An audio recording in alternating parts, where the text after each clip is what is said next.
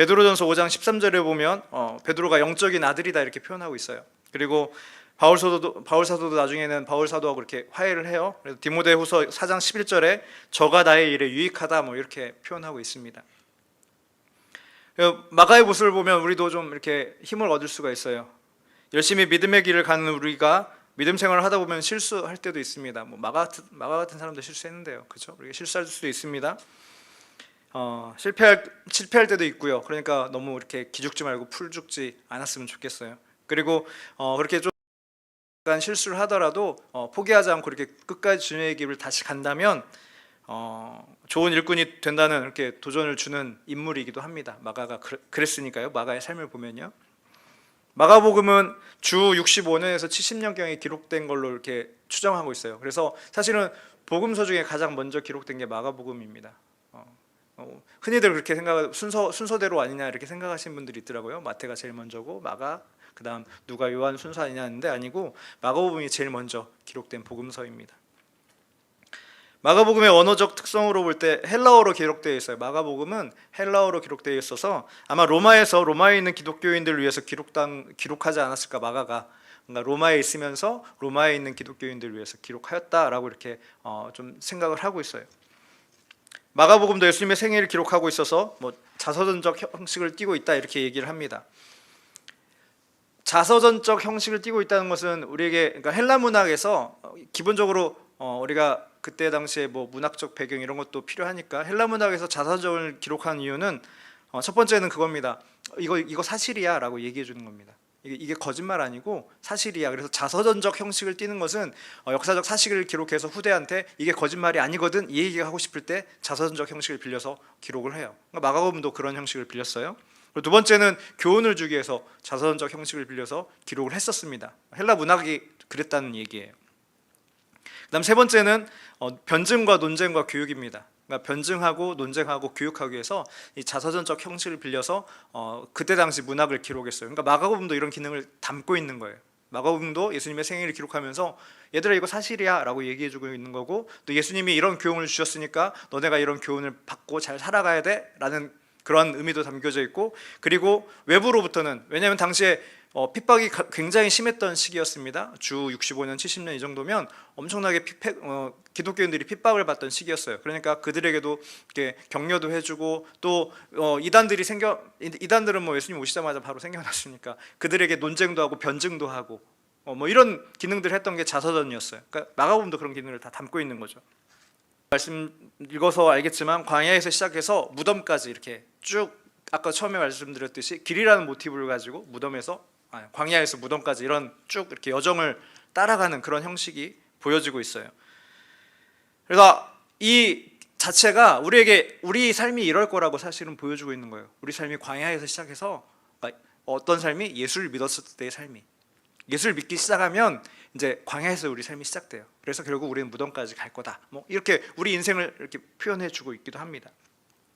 그리고 고난과 죽음 후 부활 승천의 영광을 입은 예수님처럼 우리도 고난과 여러 가지 과정을 거치겠지만 결국 우리도 부활하고 우리도 영광을 입을 것이다 라는 그러한 내용도 담겨져 있는 거예요. 마가복음 13장 13절에서 이렇게 얘기합니다. 끝까지 참는 자는 구원을 얻을 것이다. 뭐 이런 내용을 담고 있어요. 그러니까 동일하게 좀 힘들겠지만, 그러니까 당시는 로마에서 핍박받는 기독교인들한테 썼으니까 더 그런 내용이 강하게 담겨져 있겠죠. 힘들겠지만 끝까지 참으면 구원을 얻을 거야. 그러니까 좀 참아, 힘내, 뭐 이런 의미가 되는 거죠. 동일하게 우리에게도 말씀하시는 겁니다. 여러분, 그냥 대충 믿는 사람들은 별로 못 느끼겠지만 제대로 믿고자 하는 사람들은 사실 세상 살기가 쉽진 않아요. 예, 인정합니다.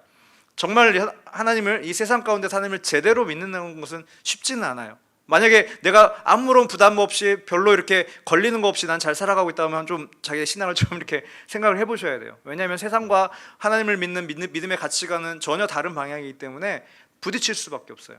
그리고 그 안에서 고민할 수밖에 없고 고뇌할 수밖에 없어요. 그러니까 우리들에게도 그러한 삶을 살 것이지만 끝까지 견디고 끝까지 믿음을 지킨 자는 결국 구원에 이를 거야 라고 말씀해 주고 있는 것이기도 합니다.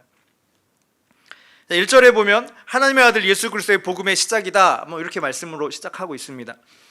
주의 길을 따라 나서기 전에, 그러니까 주의 길 가려는 사람들이 반드시 전제해야 될 것에 대해서 말씀하고 있는 거예요. 뭐다? 하나님의 아들 예수 그리스도의 복음의 시작이다. 그러니까 예수님이 복음이고 복음이 예수님이라는 이런 말이 되는 거죠. 그러니까 복음의 중심은 예수 그리스도입니다. 그러니까 하나님의 길을, 예수님의 길을 따라가기 전에 우리가 반드시 명심하고 붙잡아야 할 것은 무엇이냐면 바로 예수 그리스도입니다.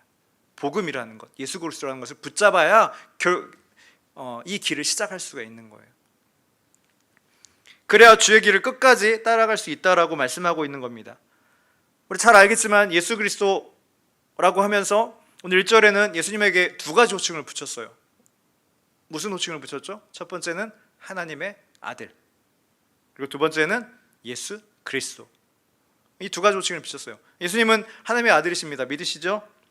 예, 최소한 여기 앉아 계신 분들은 일단은 믿는다라고 고백을 하실 거예요. 예, 그 마음의 고백이 됐든 뭐 입술의 고백이 됐든 습관적인 고백이 됐든 뭐 무엇이 됐든 하여튼 일단 고백하는 줄로 믿습니다. 예수님은 하나님의 아들이시라는 것은 우리가 다 알고 있는 사실이고 신이신 분이 이 땅 가운데 오셨다라는 뭐 이런 말이 되는 거죠. 근데 되게 재밌게도 마가복음 맨 끝에 가서 15장 39절에 십자가에 달려 돌아가신 예수님 맞은편에 있는 로마의 백부장을 통해서 이 사실을 확인시켜 줍니다. 처음에는 마가가 이렇게 마가복음을 시작하지만 마지막에 가서는 그 예수님을 죽이려 했던 로마의 백부장이 뭐라고 고백하냐면 이 사람은 진실로 하나님의 아들이었도다 라는 고백을 통해서 이 사실을 확인시켜 줘요. 맨 마지막에 가서 거봐 내 말이 맞잖아 뭐 하는 거죠. 그리스도란 말은 제가 많이 설명을 드려서 아마 기억을 하시는지는 잘 모르겠지만 그리스도가 무슨 뜻이라고 말씀드렸죠? 그리스도의 뜻은 성경 퀴즈입니다. 그리스도가 무슨 뜻이죠? 기름 부음 받은 자라는 뜻이에요. 그리스도와 같은 말은 뭐가 있죠? 하지 마시고 방언하지 마시고 방언하지 마시고 그리스도와 같은 말은 메시아. 그러니까 메시아와 그리스도는 기름 부음 받은 자라는 같은 말이에요. 그래서 이 기름 부음 받은 자라는 뜻은 결국 예수님이 우리와 하나님의 사이에 중보자 역할을 하신다는 의미를 담고 있어요. 간단히 설명드렸잖아요. 구약에서 기름 부음 받은 직분이 세 가지 직분이 있었습니다. 선지자와 제사장과 왕이라는 직분. 그래서 이 선지자와 제사장과 왕이 기름 부어서 구약에서 직분을 세웠단 말이에요. 선지자가 하는 일은 하나님의 말씀을 대신 전달해 주는 역할을 했어요. 제사장이 하는 일은 백성들을 대신해서 하나님께 나아가는 역할을 했어요. 그리고 왕이 하는 일은 하나님을 대신해서 통치했어요. 즉 하나님이 있고 백성인데 그 사이에서 다 다리 역할을 했던 게 이 직분들이에요. 하나님이 구약에서부터 이미 이 직분을 통해서 사실은 예수님을 예표해 주셨던 거죠. 이런 사람이 나올 거야 라고 사실 보여주신 거예요. 그리고 왜 구약에서 이런 직분이 필요했습니까? 우리 죄 때문에 필요했다고 말씀드렸죠. 우리 죄가 있는 인간이 하나님 앞에 나갈 수가 없어요. 나가면 바로 직사입니다. 직사. 그러니까 이 죄 많은 인간과 하나님 사이에 연결 다리가 필요했던 거예요. 그래서 선지자를 세워서 하나님 대신 말씀해 주시고 제사장을 세워서 백성들 대신해서 하나님 앞에 나아갈 수 있도록 그래서 뭐 죄도 이렇게 속죄를 거쳐서 죄사함도 받게 하고 또 왕을 세워서 하나님 대신 통치하게 하고 이렇게 중간 다리 역할들을 세워 놓으셨던 거죠. 그런데 이게 한계가 있죠. 왜냐하면 얘네들도 문제가 있는 거예요. 똑같이 인간인지라 죄를 지어요. 그래서 문제가 생기면 죄를 지으면 제사로 들어가서 대제사장이 죽기도 하고 뭐 이런 문제들이 발생해요. 그리고 어쨌든 인간인지라도 죽어서 바뀌어야 되고요. 뭐 이런 한계들을 가지고 있어요. 그런데 이런 한계들을 가지고 있음에도 불구하고 하나님은 지속적으로 인간과의 관계를 또 예수님을 예표하기 위해서 이렇게 직분을 세웠단 말이에요. 그리고 이를 통해서 알게 하신 거예요. 나중에 이제 영원히 한 번에 단번에 끝낼 그 사람이 오실 거예요. 그분이 오실 거야. 그게 바로 예수님 그리스도 메시아야 라고 말씀을 해주셨던 거죠. 그러니까 이걸 우리가 잘 기억하고 있어야 되죠. 그러니까 이분을 우리가 믿고 있는 거예요. 이분을. 그렇죠? 예수님 하나님이 태초부터 작정하셨고 그리고 계속해서 구약을 통해서 예표하신 예수님이 이 땅 가운데 오셔서 우리가 그분을 믿는 믿음 가운데 지금 살아가고 있단 말입니다. 마가복음을 받는 사람들도 마찬가지예요. 이제 드디어 그분이 오셨어 얘들아. 그리고 그분을 너네가 믿잖아. 그분을 믿기 시작했잖아. 그러니까 신앙 잘 지켜나가자. 지금 좀 힘들지만 신앙 잘 지켜나가자라고 이렇게 격려하고 다시 한번 되새김 예수님하고 보냈을 때 이런 거 우리가 들었지 이런 말씀 들었지 뭐 그런 것들을 계속 담고 있단 말이죠. 그래서 이것이 복음의 핵심입니다. 그래서 이것이 우리 이제 앞으로 주의 길을 가고자 하는 사람들한테는 필수적인 거예요. 예수 그리스도에 대해서 잘 알지 못하고 그분에 대한 믿음이 연약하면 당연히 이 길을 갈 수 없죠. 내가 어떤 분을 믿는지, 내가 믿는 분이 어떤 분인지, 이분이 나를 위해서 어떤 일을 행하셨는지 살짝 알았다? 그러면 살짝 가는, 비틀비틀 가는 거예요. 살짝 안만큼. 깊이 알면 깊이 할수록 그 길에서 우리는 벗어나지 않을 수 있습니다. 그리고 아주 당당하게 그리고 견고하게 그 길을 갈 수가 있게 되는 것이죠. 그래서 첫 소절에서 하나님의 아들 예수 그리스도의 복음의 시작이다 라고 이렇게 말씀하고 시작하고 있는 거예요. 그러니까 이게 시작인 거예요. 우리에게, 우리 믿음에 있어서는 이게 시작이어야 하는 거예요. 다른 게 아니라 뭐 찬양하고 뭐 다 좋은데 예수 그리스도가 우리의 시작이어야 합니다. 이게 흔들리면 결국에 가서는 다른 거 다 무너질 수밖에 없다라고 이야기하고 있는 것입니다. 이렇게 주의 길을 가고자 하는 사람들에게 또 필요한 게 보통을 따르지 않는 용기가 필요하다라고 말씀을 통해서 우리가 살펴볼 수가 있어요. 그러니까 익숙함에서 좀 벗어나는 용기가 필요합니다. 무슨 말씀이냐면 오늘 시작이 어떻습니까? 회개를 선포했어요. 회개를 선포했는데 세례요한이 어디에서 지금 회개를 선포했죠? 우리 말씀 읽었죠? 어디에서 선포했죠? 광야에서. 광야에서 회개를 선포했습니다.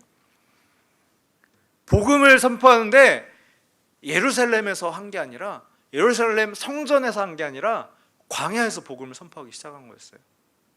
여러분, 원래 이스라엘의 여정을 보면 어떻습니까? 광야에서 사실은 예루살렘으로 가는 여정이에요.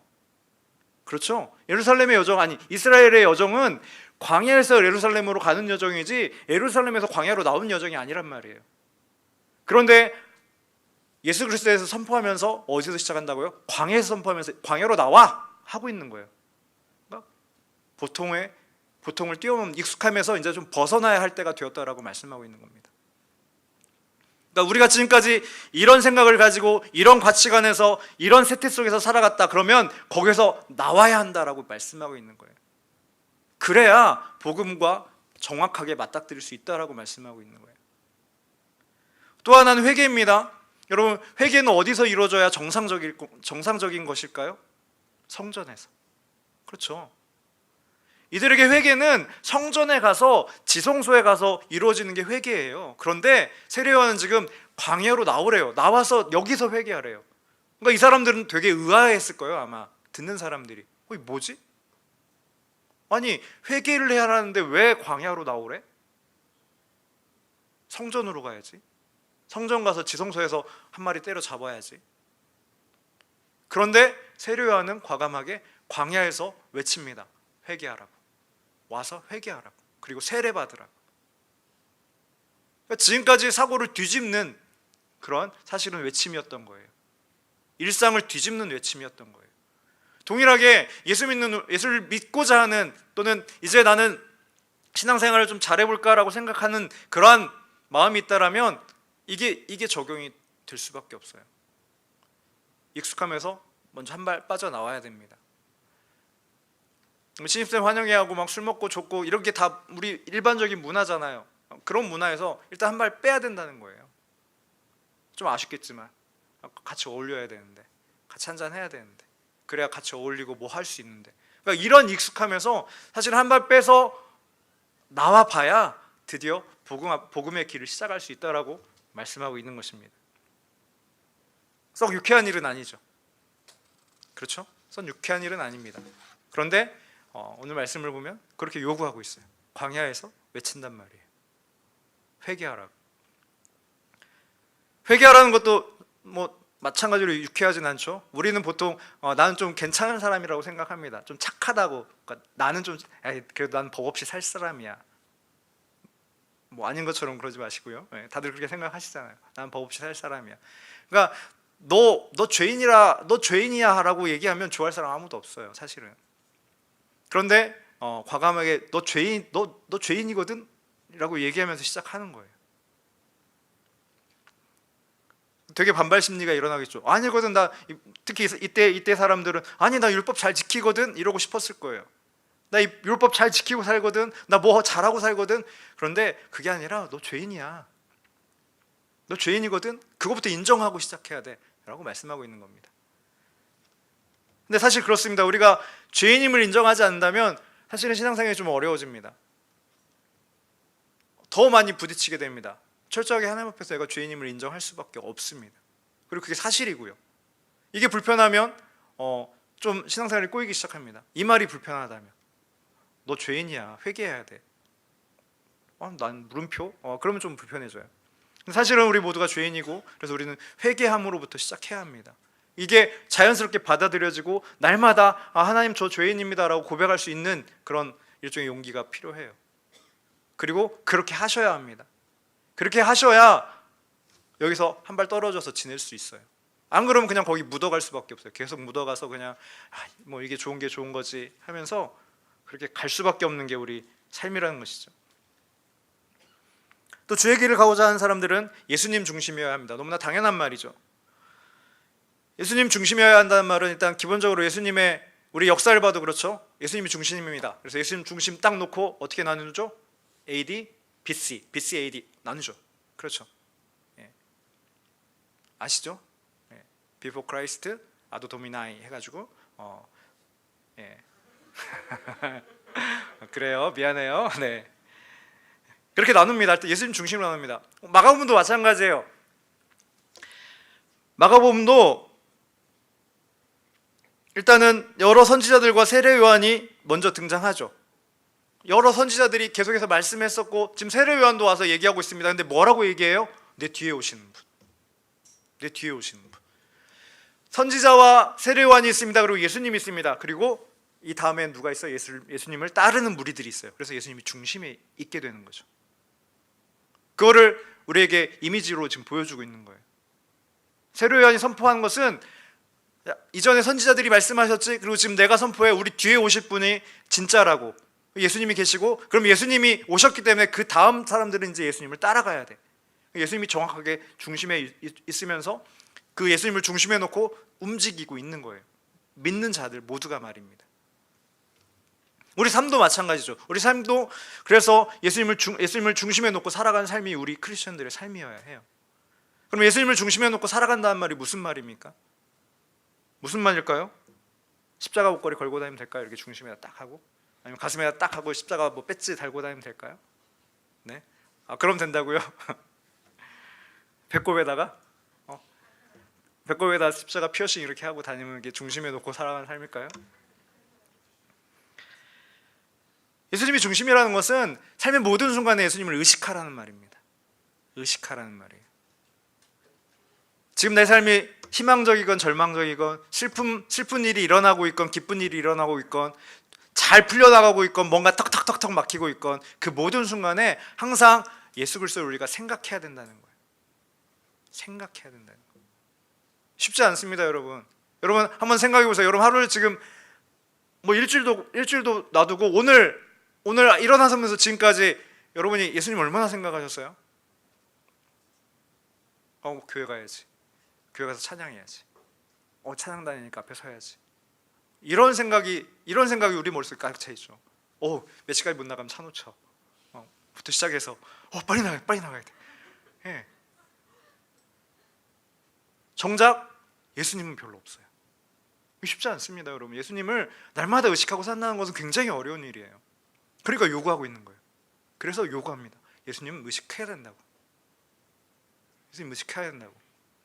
운전하는 분들 너무나 잘 알죠. 운전하는 순간 적나라하게 드러납니다. 네. 예수님 의식합니까? 절대 안 하죠. 네. 의식이 제일 많이 나올 거예요, 아마. 의식에, 그죠? 저만 그런가요? 네. 그렇습니다. 그러니까 우리가 예수님을 정말 의식하고 살아간다는 것은 쉽지 않아요. 그래서 성경은 항상 예수님이 중심이어야 한다라고 여러 가지 방법으로 이렇게 보여주고 있는 거예요. 여러 가지 방법으로. 이런 방법 저런 방법 다 동원해서 예수 그리스도가 중심이어야 합니다라고 보여주고 있는 거예요. 우리가 잘 아는 갈라디아서 2장 20절 말씀, 그래서 이걸 이렇게 표현하고 있습니다. 잘 아시죠? 내가 그리스도와 함께 십자가에 못 박혔나니 그런즉 이제는 내가 사는 것이 아니요 오직 내 안에 그리스도께서 사시는 것이라. 이제 내가 육체 가운데 사는 것은 나를 사랑하사 나를 위하여 자기 자신을 버리신 하나님의 아들을 믿는 믿음 안에서 사는 것이라. 아멘. 이렇게 표현합니다. 굉장히 막 너무 어려울 것 같은 말씀이지만 결국 중심은 뭐예요? 예수 그리스도를 의식하고 살아가라는 거예요. 삶의 모든 순간에, 여러분 삶의 모든 순간에. 그러면서 오늘 말씀 가운데 한 가지 더 요구하는 삶의 자세가 있습니다. 오늘 말씀에 특별히 요구하는 삶의 자세는 겸손입니다. 세로 요한이 뭐라고 고백해요? 세로 요한이 이렇게 허접하는 사람이 아닙니다, 여러분. 별로 이렇게 허접이란 말이 좀 그런가요? 네. 굉장한 사람이에요. 사실은 굉장한 사람이에요. 우리가 아는 것보다 엄청난 사람입니다. 근데 그가 뭐라고 얘기하냐면, 내가 내 뒤에 진짜가 오시는데 신발끈 풀기도 내가 감당하지 못한다라고 얘기해요. 여러분, 당시 신발끈은 노예들이 푸는 거였어요. 그러니까 일반 평민은 이거 허리 숙여서 신발끈도 안 풀었어요. 노예들이 와서 신발끈 풀어주는. 그러니까 세로 요한이 그렇게 고백하고 있는 거예요. 굉장히 겸손한 표현인 겁니다, 사실은. 그러니까 당시 사람들은 세로 요한이 엘리야, 혹시 저 사람이 메시아 아니야? 이렇게까지 생각했던 사람이란 말이에요, 세로 요한이. 그때 당시 일반적인 분위기는 저 사람이 메시아 아니야? 저 사람 아니면 최소한 저 사람이 엘리야 정도는 될 거야. 모세나 엘리야 정도는 될 거야. 이 정도로 엄청나게 생각했던 사람인데, 이 세로 요한이 그 분위기에서 아니야, 난 노예와 같아. 그분 앞에 서면 난 노예보다도 못해. 굉장히 겸손하죠. 엄청난 겸손인 겁니다. 그러니까 주님을 똑바로 따르는 사람들은 이게 반드시 필요한 거예요. 겸손이라는 삶의 자세가. 특별히 하나님 앞에서는 더 겸손해야 되는 거죠.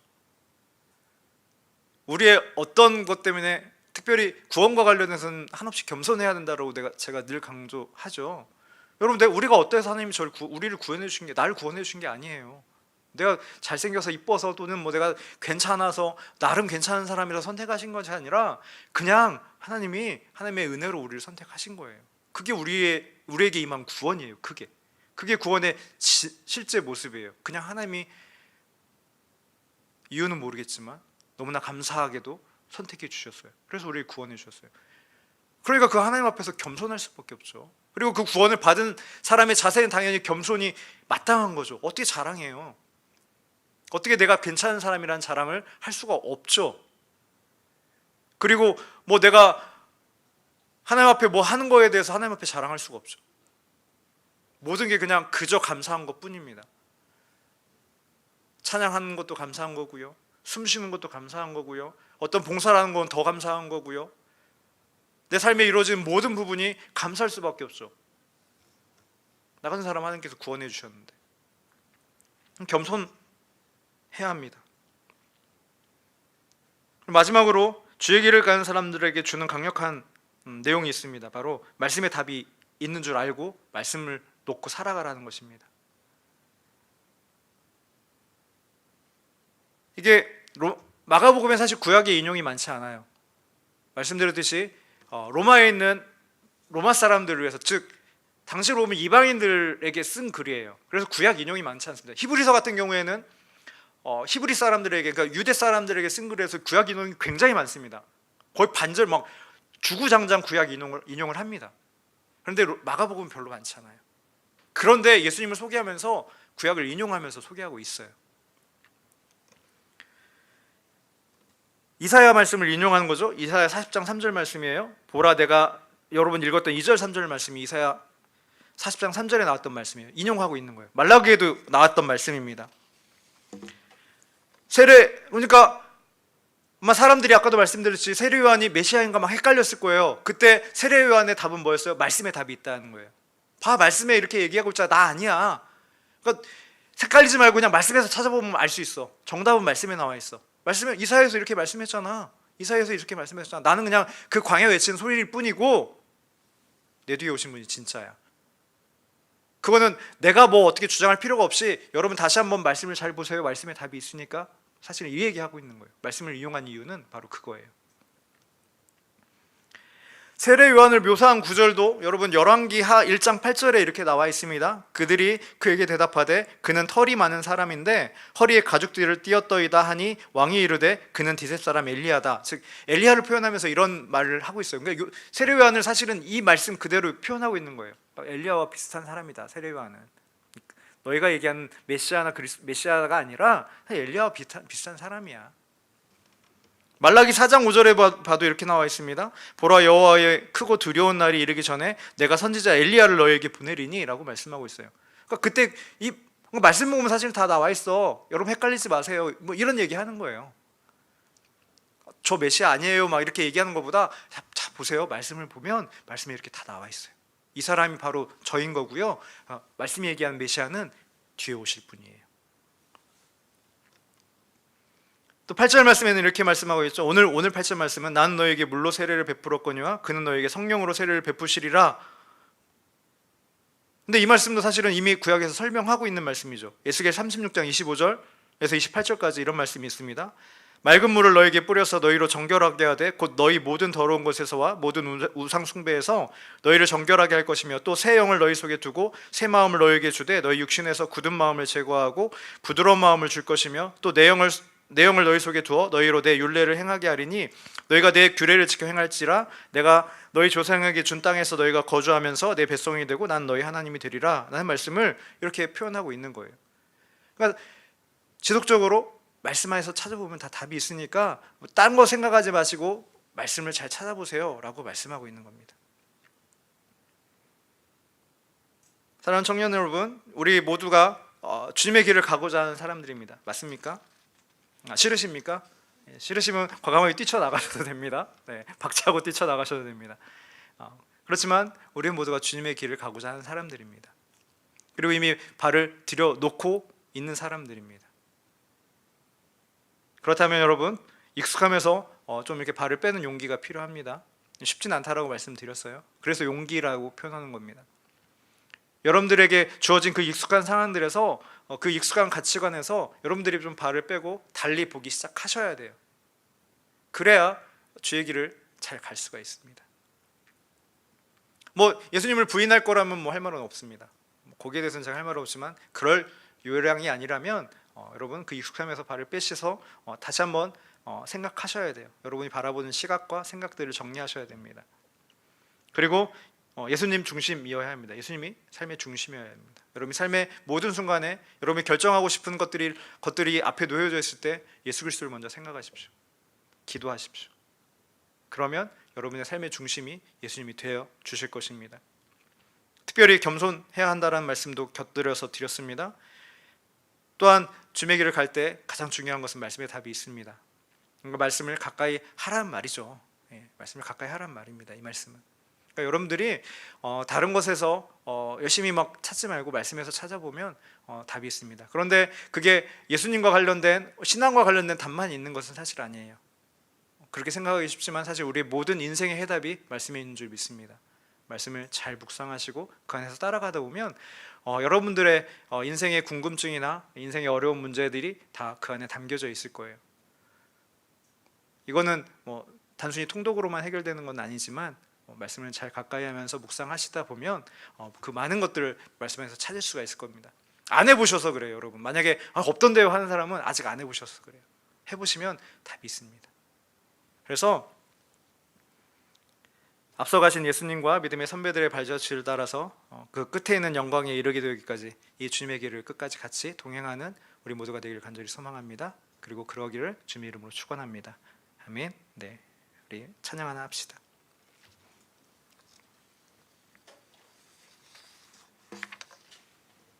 찬양하시면서 준비하신 예물도 드리실 거고요. 찬양 후에 우리 기도합시다.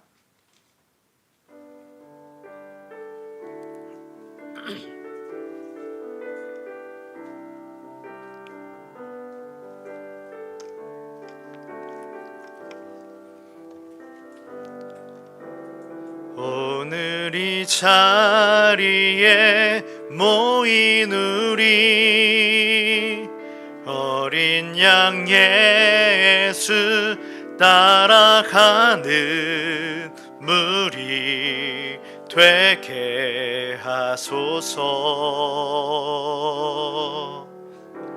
성령의 충만한 임재 안에 어둡던 우리는 밝아져서 주를 보게 하소서. 당신의 겸손함, 당신의 거룩함, 당신의 정직함 우리에게 보이사 내 안에 교만함 내 안에 천막함 내 안에 거짓됨 모두 벗어버리고 어린 양 예수 따라가는 무리 되게 하소서. 잠시 기도합시다. 하나님, 우리가 주님의 길을 가고자 합니다. 기꺼이 그 길을 가고자 합니다. 하나님, 그래서 도와주셔서 우리가 예수님을 중심에 놓고 익숙함에서 벗어날 수 있는 용기를 허락하여 주시옵소서. 그리고 겸손하게 하시고 말씀에 답이 있음을 깨닫고 말씀만 쫓아서 정말 끝까지 그 영광의 길을 걸어가는 하나님의 사람 되게 하여 주시옵소서. 우리 함께 주님께 기도드리겠습니다. 내가 봉사하신 주님을 찬양합니다. 하나님, 주께서 함께하여 주셔서, 주께서 인도하여 주셔서, 주께서 붙잡아 주셔서 하나님께 나아가는 우리 삶이 되게 하여 주시옵소서. 하나님, 우리가 주의 길을 가고자 그 길 위에 서 있습니다. 이미 시작하였고 또 시작하고자 합니다. 간절히 기도하는 것은 우리 청년들이 이 땅에서의 삶을 살아갈 때 하나님, 그것들을 안에서, 그 익숙함 안에서 벗어나서, 그 가치관 안에서 벗어나서 다시 보게 할 수 있는 귀한 용기를 허락하여 주시옵소서. 예수 그리스도를 중심에 놓고 날마다 주님을 의식하며 하루하루의 삶을 살아가는 우리 청년들이 되게 하시고, 겸손히 말씀 따라 살아가는 귀한 삶의 모습이 되어질 수 있도록 인도하여 주시길 간절히 원합니다. 이 모든 것이 쉽지 않음을 고백합니다. 그러니 하나님 도와주셔서, 은혜 베풀어 주셔서, 성령으로 힘 주셔서 기꺼이 그 삶을 끝까지 살아내는 귀한 청년들의 삶이 되어질 수 있도록 하나님 함께하여 주시고 붙잡아 주시옵소서. 인도하실 하나님을 찬양합니다. 또한 함께하실 하나님을 찬양합니다. 주여 붙잡아 주시옵소서.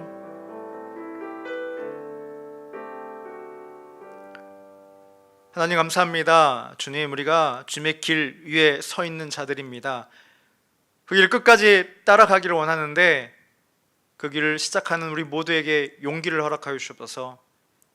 세상과 다른 시각 가운데 살아갈 수 있는 용기, 그 가치관에서 벗어날 수 있는 용기를 허락하여 주실 줄 믿고 의지합니다. 또한 예수님을 중심에 놓고 겸손히 살아가는 자들 되게 하여 주시고, 말씀에 모든 답이 있음을 깊이 생각하여서 그 말씀대로 따라 좌로나 우로나 치우치지 않고 오직 주의 길을 쫓아 살아내는 귀한 우리 청년들의 삶이 되어질 수 있도록 주께서 함께하여 주시옵소서. 이 시간 하나님, 우리 시간거리의 마음과 예물을 드립니다. 또한 우리 인터넷 장비 헌신 예물을 드리며 우리의 헌금을 주님 앞에 우리의 마음을, 우리의 정성을 올려드립니다. 주님 기뻐 받아주시고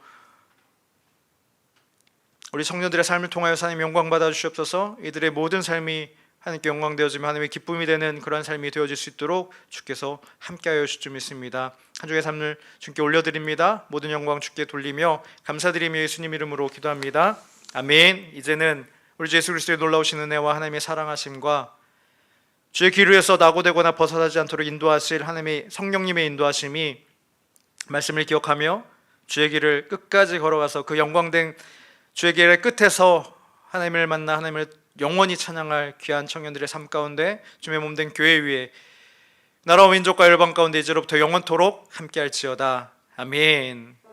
감사합니다. 주님, 이 시간 우리 한 주간의 삶을 또 말씀을 기억하시면서 잠깐 기도하고 이후의 시간 갖도록 하겠습니다.